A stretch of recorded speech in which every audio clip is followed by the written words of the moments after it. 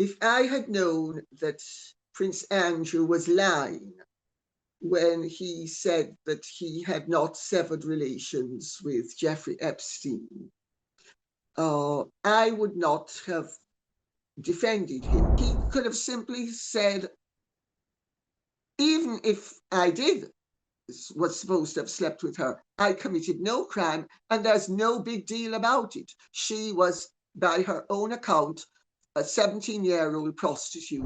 My recommendation to them now would be either come clean or disappear. Developing today, growing tensions between King Charles and Prince William have been reported over Prince Andrew, with consternation over the fact that the monarch will not remove certain privileges from his brother, including, according to Tom Sykes of The Royalist, his shooting weekends. Now, Andrew has been losing huge amounts of allies over the past fortnight because of two damning moments. The first, the leak of this email that he sent to Jeffrey Epstein after the publication of the picture featuring Virginia Giuffre and Ghislaine Maxwell, where he said, as you can see there, it would seem we are in this together.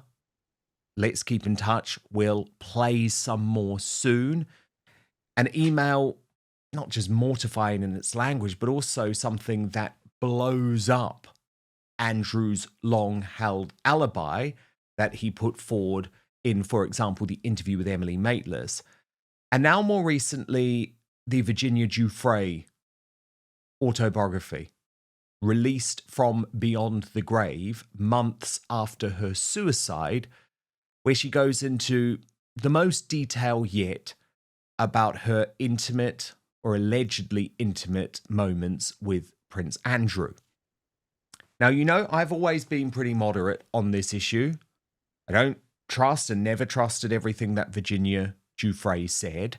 And I think in a lot of ways, Prince Andrew has been made a scapegoat here. And he has been made a scapegoat for the Americans, like Bill Clinton and Bill Gates, who had these very close relationships with Jeffrey Epstein, but it was much easier to go for the British royal. However, it is impossible to avoid this growing reality that the latest revelations are indeed concerning, suggests that both Andrew and Fergie have been lying through their teeth, and that Prince William's idea of exile, not just for Prince Harry, because he wants that too, but for Prince Andrew may be more sensible. And as you know, I was very taken with Lady Colin Campbell seemingly withdrawing support for Prince Andrew after the more recent revelations. Now, as you'll see, she'll be here very shortly, but let me just take you through what she posted on this, writing, "To me personally, it is a matter of considerable perplexity and disappointment that Prince Andrew and Fergie have shown themselves to have been so disingenuous with regards to their friendship with Epstein.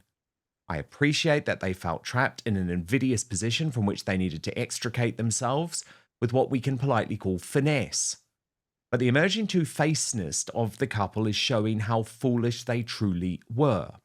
As someone who got caught up in his duplicitous denials to the extent that I ended up having to sue the Daily Mirror for libel, thereby involving me in nearly 4 years of the most stressful litigation, I feel I am well placed to observe that all they needed to do, and should have done from the outset, was play with a straight bat. They could have and should have said what everyone with even peripheral knowledge of the matter believed, including Peter Mandelson and Tony Blair. Namely, that Jeffrey Epstein was a sleazebag who availed himself on a daily basis of the services of young women whom he paid to provide him with relief, and while this was morally degenerate in the eyes of many, insofar as they were concerned he had broken no laws and they felt it was none of their business what he did in their personal life." Lady Colin Campbell joins me now. Lady C, do these revelations, both in terms of Virginia's autobiography, but perhaps most damningly this email, mean that now William is right and that exile is becoming the only option for Andrew? Can you believe that more than half of you are watching this video but not subscribed? So please do me a huge favour, click the subscribe button now, turn on the notification bell so you'll be alerted to all of our brand new Outspoken videos. Well, Dan, I have to say, first of all, if I had known that Prince Andrew was lying when he said that he had not severed relations with Jeffrey Epstein, I would not have defended him, because I defended him on the basis that I thought he was speaking the truth, which I did. Now, as you might know, I have close friends who are very involved and close to Andrew and Sarah. So I know a lot more, and I'm sure you do as well, than the general public knows. And I well understand why Andrew has not wanted to come clean about certain aspects of his private life. But it doesn't alter the fact that he has handled the whole thing extremely badly, and he shouldn't have lied. He should have simply said, I did not sleep with Virginia Giuffre for XYZ reasons. Well, I get why he didn't say that, but then he could have also said, she also was, by her own account, was paid $15,000 for claiming that she had slept with me, even though I have always asserted I never slept with her. And this shows, A, no crime can have been committed as she was over the age of consent. B, there is nothing that unusual of a 17-year-old prostitute sleeping with a 40-year-old man, especially one who is one of the most desirable bachelors on earth, and who, according to her, she led him to believe she fancied him. He could have simply said, even if I was supposed to have slept with her, I committed no crime, and there's no big deal about it. She was, by her own account, a 17-year-old prostitute, and that's all there is. He should have and could have and really should have done it, because, you know, Virginia Giuffre's book is very redolent of a 1940s movie called Leave Her to Heaven, which starred Gene Tierney and Cornel Wilde, about a girl who was so determined to have her own way that she was prepared to commit suicide to prove her point. And I think Virginia Giuffre had absolutely no wriggle room left. She had destroyed her family and her relationship with her family, her marital family, her husband, her children. She had played being a victim once too often and once too richly. Virginia Giuffre earned a lot of money making claims, and there has been an awful lot of court proceedings, which I have seen sight of, that confirm that Virginia Giuffre is a totally unreliable witness. And I don't care that she's written this book and she's dead. I'm sorry, to me, it's a little bit too much like Gene Tierney's character in Leave Her to Heaven. And I thought she was a liar when she was alive, and I think she's a liar now. I also think, unfortunately, that Andrew and Sarah have both shown themselves to be liars. And I don't really regret having done what I did, because I did what I did. Well, I was actually told by Piers Morgan's people that they couldn't get anybody else to defend Andrew, and to say that they believed Andrew's version of the Emily Maitlis interview. And I did. I thought he was perfectly credible. Maybe I was being naive, and I don't mind being duped by people. As I said to one of my sisters, she's said repeatedly over the years, your name should be Patsy. Uh, I've said to her, well, I don't mind being a patsy because I would sooner give people a chance and be proven wrong than be like you, who never gives anybody a chance. And often you are proven wrong in a less humane way. So I don't actually, from that point of view, regret it. But I certainly have to tell you, had I known that Andrew was lying through his back teeth, and that Sarah was as well, I would have absolutely not got involved. And my recommendation to them now would be either come clean or disappear. I do not think, having said all of that, that it is the place of the press to set themselves up as judge and jury and to demand that, and to deprive people who have actually committed no crime, say, against good taste and good judgment, that they be deprived of their right of association with their family privately. I think it is an abuse of press power to try to interfere to that extent in the private and family life of any individual, especially one who has not committed a crime. We are supposed to live in a compassionate world, and and certainly before you had all of this woke pseudo compassion, the Christian attitude was hate the sin, love the sinner, with the result that even people who committed terrible crimes at the point of execution, their family would still be there supporting them, not having supported the crime, but having executed their spiritual duty to their son, daughter, sibling, whatever. And I think there are spiritual aspects to this that have been totally ignored. And I think the press is being extremely abusive.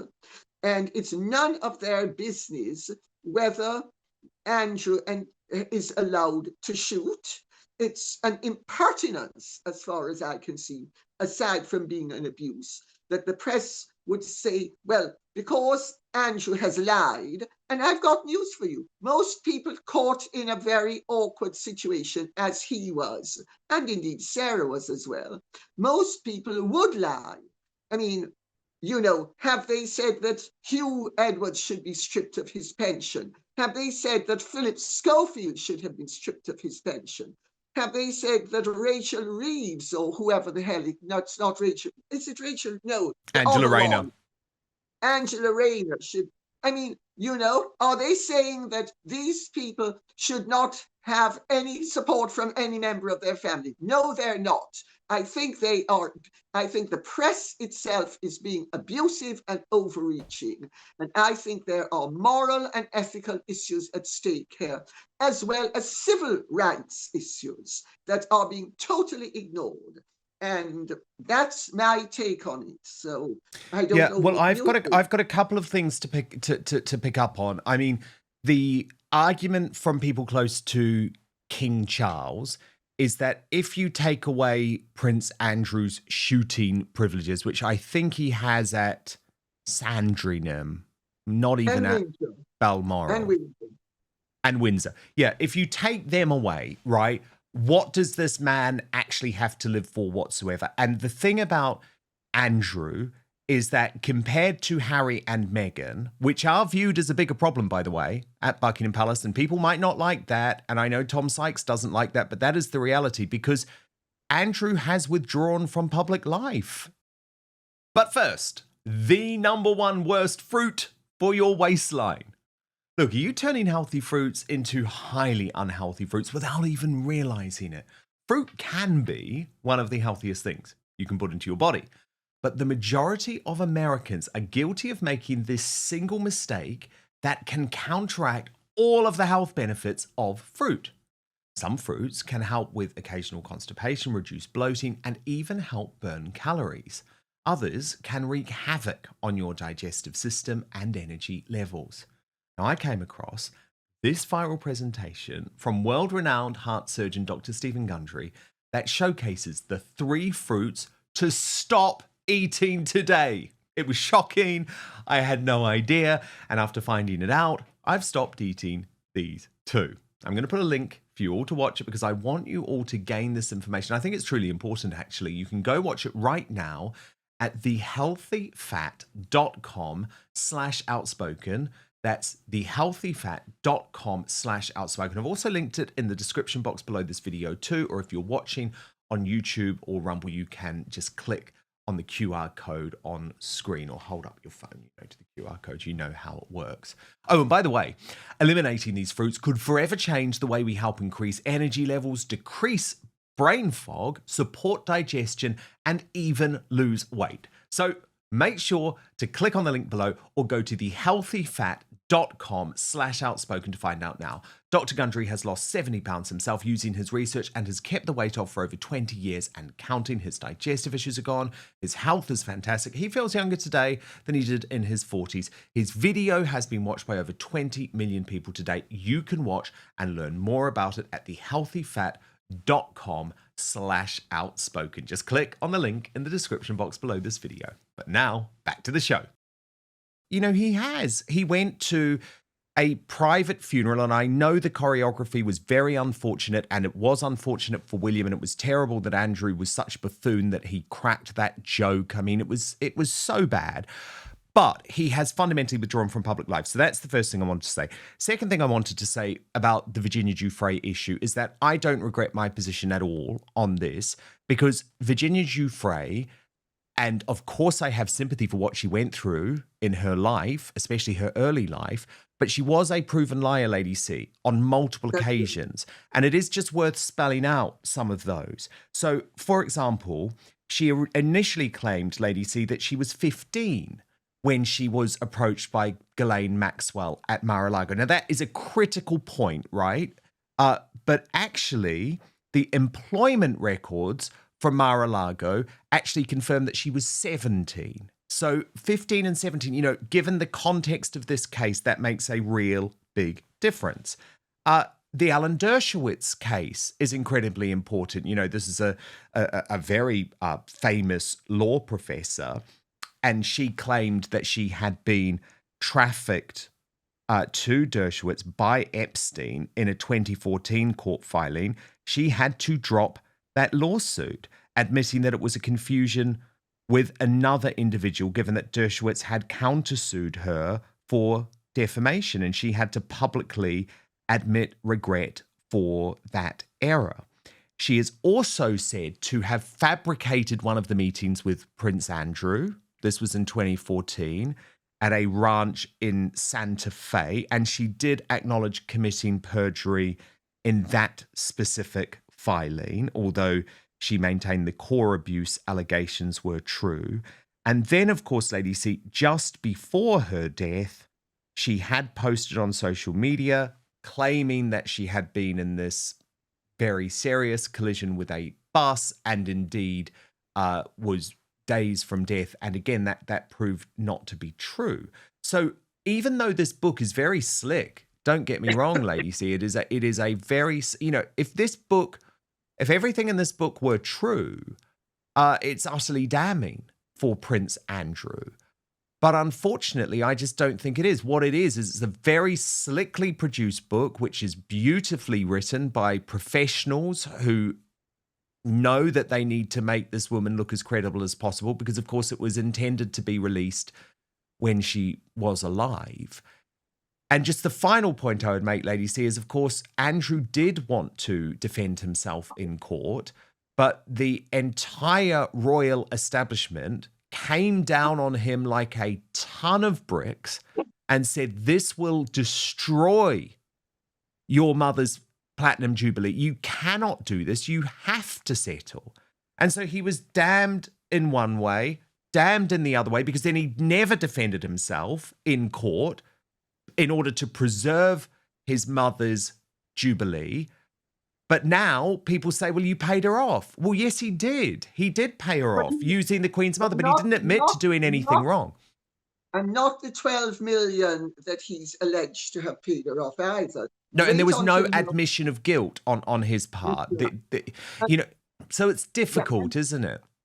And also, Dan, when you brought up Dershowitz, originally, and this is all there in black and white, incidentally, when Sharon Churchill, I think it is, who said to her something about Alan Dershowitz, she said, "Who's Alan Dershowitz?" And Sharon Churchill, I think it was, who said something along the lines of, "Oh, he's some sleazebag." She said, "Oh, I didn't know him or never met him." And she said, "Oh, I think you did. You need to remember that you met him," or words to that effect. That's all there in papers as well. So you know, the whole thing stinks to high heaven, and I really think on the human rights terms that this should be put to bed. Also, where the press has been extremely irresponsible is in labeling Jeffrey Epstein a pedophile. So that evokes images of children. And Virginia Giuffre was also desperate to try to present herself as an underage minor, which she never was before. She wasn't before she met Epstein, and she received, according to even one of her boyfriends, she received thousands of dollars from Epstein constantly. And I think if you consider all of that, you know, the press is very irresponsible saying that Epstein was a pedophile. He was not. If you died of a brain tumor, I cannot with truth say that you died of leukemia. You didn't. They may both be cancers, but you died of a brain tumor. They are doing the same thing in terms of pedophilia and ephebophilia. These are both medical terms. Pedophilia is a medical term. Ephebophilia is a medical term. Pedophilia means congress and interference with a prepubescent minor. Ephebophilia is post-pubescent. There is no doubt that Virginia Giuffre was post-pubescent. And also in the Ghislaine Maxwell trial, she was not called as a witness because she was so incredible as a witness that she could not be believed. But also, who was called was, I think her name was Caroline Lorena or something like that, or Lorena something. I can't really remember her exact name. She's dead now, but her evidence was that she was sourced by Virginia and she was a very buxom of Italian heritage girl who looked much older than she was. And when Virginia found out she was 14 years old, she said to her, "Whatever you do, don't tell them you're underage. You have to be over the age of consent." That is evidence in the Ghislaine Maxwell trial. So why is Virginia Giuffre being believed? And why is her lies against Prince Andrew and other people being believed? I mean, this is a woman who I feel very sorry for her. I think that she was a very troubled person. But it has to be said that she nearly broke up her parents' marriage when she was prepubescent and made the first accusation against somebody. And one parent believed it and the other didn't. And it nearly broke up her parents' marriage. And you will also notice that Virginia Giuffre's parents, only one of them has ever come out wading in favor of her. Her father, who is the one who used to take her to the airport for her to get on planes to join Jeffrey Epstein so that she would be what she now wants us to believe was Oh, trafficked. yeah. And I mean, She wasn't trafficked. She chose. The woman was a prostitute. And yeah. there's, so far as I'm concerned, it's a perfectly honorable profession as long as you are giving a service.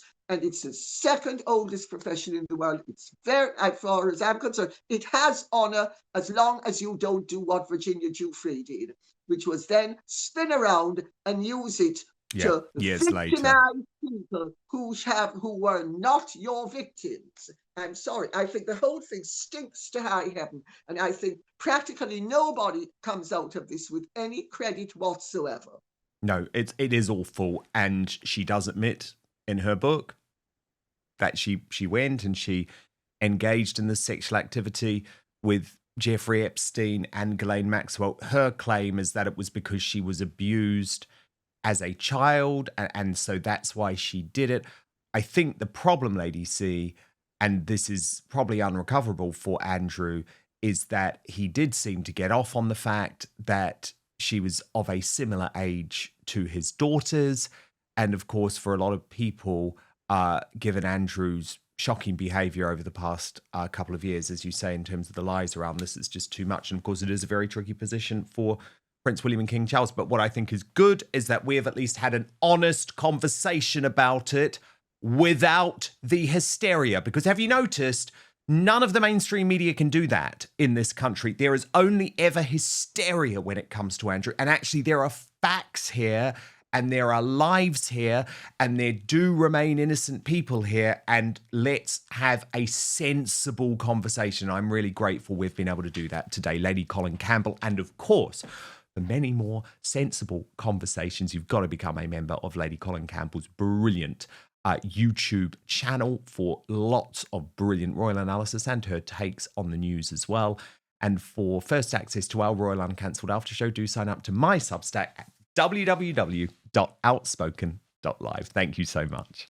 Thank you so much for watching Dan Wootton Outspoken. Please click on my face just to the bottom left to subscribe to this brand new independent news source and turn on the notification bell so you'll be alerted to our brand new live shows, uncancelled interviews, and special royal episodes. Outspoken is also now available as a podcast, so you can listen to the show every weekday on the go, wherever you are.